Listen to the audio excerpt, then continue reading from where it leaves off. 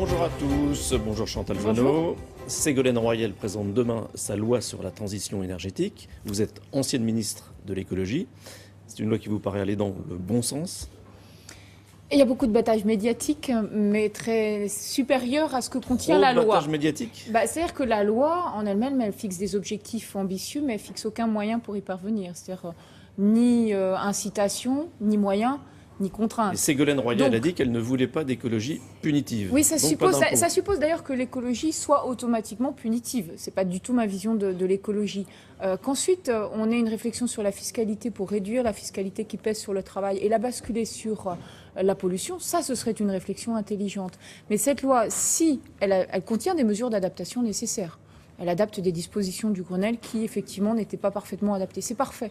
Ceci dit, de là à dire que c'est une grande loi qui va révolutionner l'énergie en France, honnêtement, non, c'est pas crédible. Est-ce que c'est une loi que vous voterez?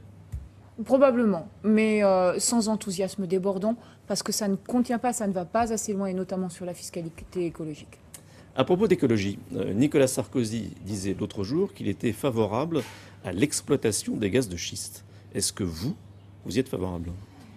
C'est un retournement complet. Il était contre en 2011. Oui, mais même, je veux dire, sur la philosophie du projet, c'est un retournement complet des objectifs qu'on a fixés en 2007, et notamment dans le cadre du Grenelle de l'environnement.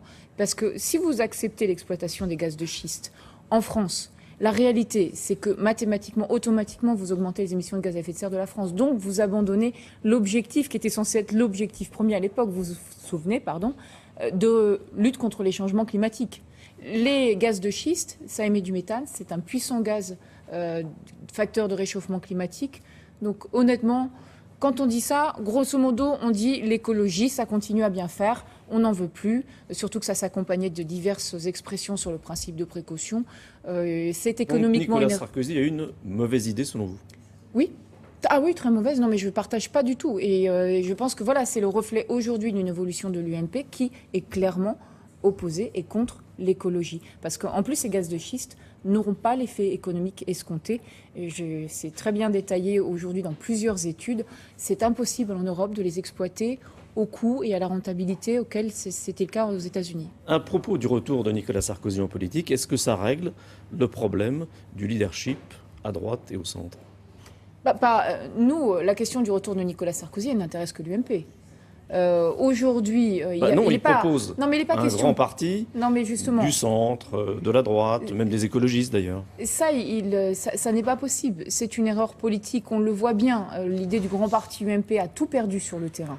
À l'exception des élections présidentielles, ce grand parti a tout perdu sur le terrain. Et on voit à l'inverse que depuis qu'on a recréé l'UDI, qu'on reprend position sur le terrain, regardez le résultat des élections sénatoriales. On est le parti qui, proportionnellement, a le plus progressé. On a 10 sénateurs supplémentaires quand l'UMP n'en a que 12. Finalement, on voit que ça marche. Donc, c'est une mauvaise idée sur le fond. Et puis, deuxièmement, surtout en termes de valeurs, en termes de projets, au sein de l'UMP, vous avez beaucoup de personnes qui sont contre l'Europe, qui sont pour la planification, qui sont contre l'écologie, je viens d'en parler. Ces personnes-là, elles n'existent pas. Au sein de l'UDI, on est pour l'Europe, on est pour l'innovation écologique, on est pour la décentralisation, on est pour le libéralisme social.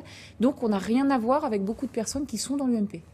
Mais est-ce qu'il y a une opposition cohérente, malgré tout? On a vocation à être partenaire. Parce que notre ambition, c'est quand même de mettre fin à l'expérience socialiste. Parce qu'on partage des valeurs, notamment sur les questions économiques. Pour autant, partenaire indépendant, ça ne veut pas dire non plus partenaire sous tutelle, ça ne veut pas dire partenaire bâillonné, loin de là. À propos du Sénat, il va y avoir l'élection du président. Est-ce que l'UDI aura son candidat? Aujourd'hui, qu'est-ce qui se passe? Vous avez une UMP qui est en train de choisir seule et en son sein son candidat qui a vocation à être effectivement le président du Sénat. Sans aucun respect, sans aucun dialogue avec son partenaire qui s'appelle l'UDI, sans lequel l'UMP n'a pas la majorité au Sénat. Ça veut dire que vous êtes méprisé par l'UMP? Ça veut dire qu'aujourd'hui, un partenaire, normalement, ça se respecte. Un partenaire, ça ne se méprise pas. Donc à ce stade, il n'y a aucun dialogue possible. Nous, on avait demandé participer à des primaires ouvertes de la droite au Sénat. La porte est fermée. Donc, moi, ce que je souhaite, ce qu'on me propose, nous, avec Yves Gégaud, c'est de dire, écoutez, dans ce cas-là, on a notre candidat non seulement au premier tour, mais on le maintient au deuxième tour. Et le problème aujourd'hui, qui crée la division? Ce n'est pas l'UDI, qui a tendu la main plusieurs fois, c'est l'UMP. Ça veut dire qu'il pourrait y avoir un président de gauche au Sénat même si la gauche est minoritaire au Sénat. Mais il faut que l'UMP réfléchisse. Il peut y avoir un président centriste, ou une présidente centriste d'ailleurs. On va choisir notre candidat en notre sein. Mais il faut aussi que l'UMP réfléchisse et arrête de se comporter comme un partenaire tutélaire et souvent méprisant. On parlait de primaires, il y aura aussi les primaires pour l'élection présidentielle. Est-ce que l'UDI participera à ces primaires ? On peut participer à ces primaires si, de la même manière qu'au Sénat, elles se jouent de manière honnête et respectueuse, à savoir que ce sont des primaires ouvertes à tous les Français. Première exigence. Deuxième exigence, que tous les candidats de droite y participent, qu'il n'y ait pas à l'extérieur un Nicolas Sarkozy ou un François Bayrou, parce que dans ce cas-là, elles n'ont plus de sens.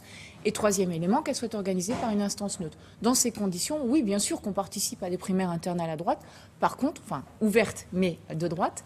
Par contre, si ça n'est pas le cas, s'il y a une de ces conditions qui n'est pas réunie, nous aurons notre candidat à la présidentielle. Vous parliez de François Bayrou. Est-ce que le départ de Jean-Louis Borloo de la politique ne lui laisse pas un boulevard, un vrai boulevard au centre ?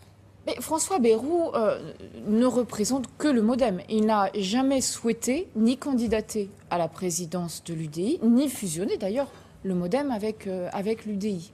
Donc aujourd'hui, l'UDI, j'allais dire, vit sa vie, va choisir son président et choisira plus tard son candidat à la présidentielle. Mais à ce stade, François Bayrou ne représente pas l'UDI. Or, l'UDI, c'est la troisième force politique en France, que ça se voit d'ailleurs dans les municipalités, mais dans les groupes parlementaires aussi.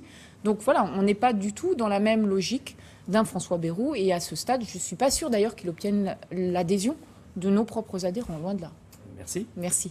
William, c'est à vous. Merci beaucoup. La météo maintenant avec Anaïs Baïdemir et la situation dans l'Hérault en particulier.